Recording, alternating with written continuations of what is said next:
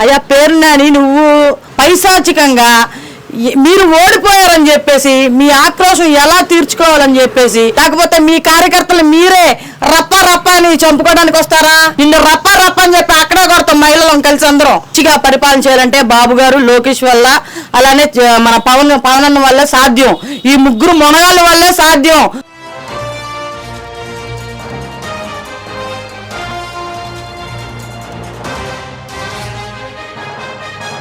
మీ పేరు?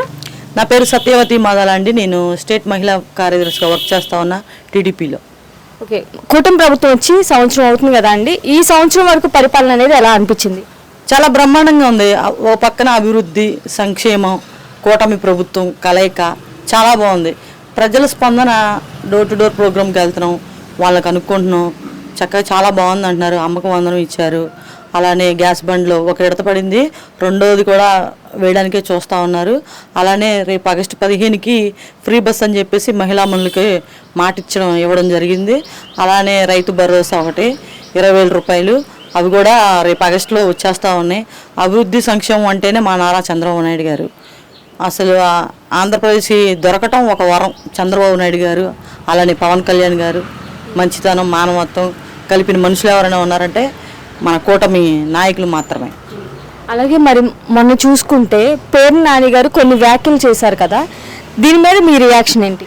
అయ్యా పేరునాని నువ్వు పలకరించడానికి వచ్చావు, మీ జిగిడి దోస్తుని పలకరించి నువ్వు వెళ్ళిపోవాలి తప్ప జనాల్లోకి వచ్చి మళ్ళీ నువ్వు ఉప్పర మీటింగ్లు పెట్టుకుంటా మీటింగ్కి పెట్టి నువ్వు ఏం మాట్లాడుతా ఉన్నావు? నువ్వు మీ వైసీపీ కార్యకర్తలకే ఏమని చెప్తా ఉన్నావు? నువ్వు చీకట్లో మనుషులు చంపేయాలంటున్నావు, దొంగదారుని వచ్చి చంపేయాలంటున్నావు. అసలు ఏం మాట్లాడుతున్నారు మీరు? గోండాయుజంగా పైశాచికంగా మీరు ఓడిపోయారని చెప్పేసి మీ ఆక్రోశం ఎలా తీర్చుకోవాలని చెప్పేసి పశువుల్లాగా రోడ్ల మీద పడతా ఉన్నారు. పశువుల్లాగా ఆ కార్యకర్తల్ని ఉన్న వాళ్ళు కూడా చెడగొడుతున్నారు. మీరు చీకట్లో నువ్వు చంపేసేదేంటి? నువ్వు ఎవరిని చంపడానికి వస్తున్నావు? తెలుగుదేశం పార్టీ కార్యకర్తలు చంపడానికి వస్తావా? లేకపోతే కూటమి నాయకుల్ని చంపడానికి వస్తావా? లేకపోతే మీ కార్యకర్తలు మీరే రప్ప రప్ప అని చంపుకోవడానికి వస్తారా? మేము ఒకటే అడుగుతున్నాం పేరునాని, నువ్వు సమాజంలో అతి కీచకమైన పురుగు ఎవరైనా ఉన్నారంటే పేరునాని గాడే. ఏరా నువ్వు ఒక విద్యాశాఖ మంత్రిని పట్టుకొని నారా లోకేష్ గారిని పట్టుకొని లోకేష్ గారు ఎర్రబుక్ తెస్తాడంట, అదంట ఇదంట అని మాట్లాడతావు. నీకు విఘ్నత ఉంది అసలు? ఒక విద్యాశాఖ మంత్రిని పట్టుకొని ఆడిడంటాకి నువ్వెవడరా గొట్టంగా? నువ్వు రప్ప రప్ప అంటాం కానీ ఆ తొర్రుపల్లి 2 పీకేస్తామని చెప్తున్నా మా జోలికి వస్తే. నీకు రప్ప రప్ప అంటాం రాదు కానీ చీకట్లో వేసేస్తాడండి ఈడేదో వచ్చి. ఏ పగలరా, మా తెలుగుదేశం పార్టీ మహిళలను చాలు నువ్వు పగలొచ్చి మా దగ్గరకు వచ్చి దౌర్జన్యం చేస్తావో, నువ్వేమంటావో మా దగ్గరకు వచ్చి అని చెప్తావు. నిన్ను రప్ప రప్ప అని చెప్పి అక్కడే కొడతాం మహిళలను కలిసి అందరం. ఇంకొకసారి నోరు జారటం కానీ ఇలాంటివి చేస్తే మాత్రం మేము ఊరుకోమండి. ఇవి ఖండించాల్సిన విషయాలు.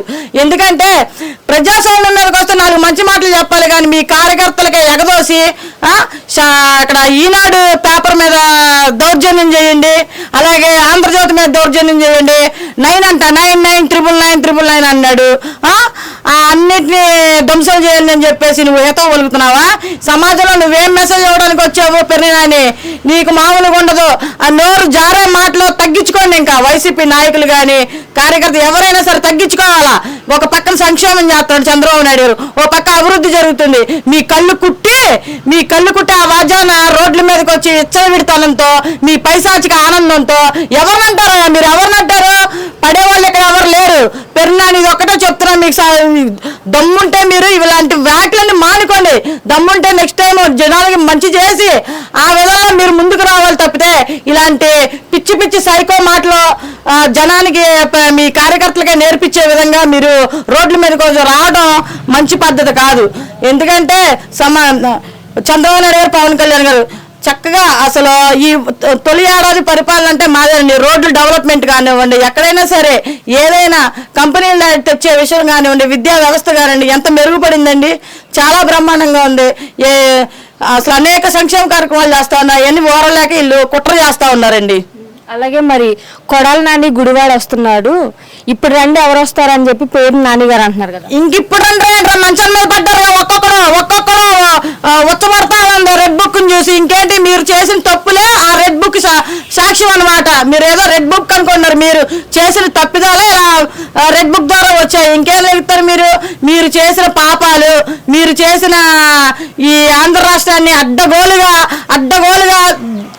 దొబ్బి తిని ఒక్కొక్కరు గుండెపోటు అని చెప్పి మంచాలు ఎక్కుతా ఉన్నారు. ఇంకా మీరేం లేసి వచ్చేది ఇక్కడ? ఇంకా మీ సీన్ అయిపోయింది. ఇంకా మీరు 20 పాయింట్ లేదు, ఏమీ లేదు. ఇంకా మీరు మడత పెట్టి కూర్చుని ఆల్రెడీ మేము తోసాము. ఇంకా మీరు స్ట్రెచ్చర్ల మీద పడుకొని సినిమా చూడటమే. లోకేష్ బాబు గారు చూపిస్తారు అభివృద్ధి సినిమా ఏంటో. అది మీరు తెలుసుకోవాలి. ఎందుకంటే కొడలను ఓడిచ్చారు ప్రజలు ఓడిచ్చారు. అది అసలు జీర్ణించుకోలేకపోతున్నారు. 20 సంవత్సరాల ఇది ఆయన సంస్థానాన్ని ఓడిచ్చారు కదా. ఎందుకంటే ఆడొక పశుపతిలా తయారయ్యాడు ఆ నియోజకవర్గానికి. గుడివాడ నువ్వు ఒక పశుపతివే. ఎందుకంటే గుడివాడ ప్రజల్ని అడ్డగోలుగా దోచుకున్నా. అక్కడ రోడ్లు లేక నానా అవస్థలు పడేటట్టు మీరు చేశారు. అభివృద్ధి లేని పాలన ఏదైనా ఉందా? మీ వైఎస్ఆర్సీపీలో జరిగింది. ఇప్పుడు మేము అభివృద్ధిలో సంక్షేమంలో మేము ముందడుగు వేస్తా ఉంటే చూడలేక వీళ్ళిద్దరు కుట్రల బండి ఇంట్లో వాడిని పరామర్శించడానికి వచ్చాడు వీడు.